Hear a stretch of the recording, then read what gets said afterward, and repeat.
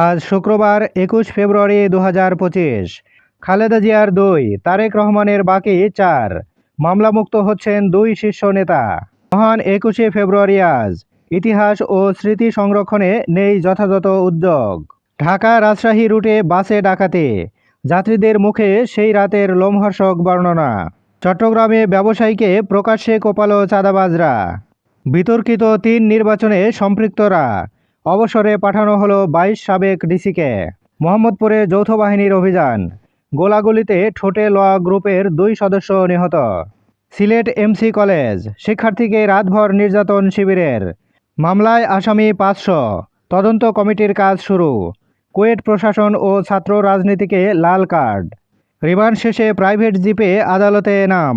দ্রুত নির্বাচন দিতে প্রধান উপদেষ্টাকে ফখরুলের অনুরোধ। তরুণদের নতুন রাজনৈতিক দল, নেতৃত্ব প্রায় চূড়ান্ত, শিগগির ঘোষণা।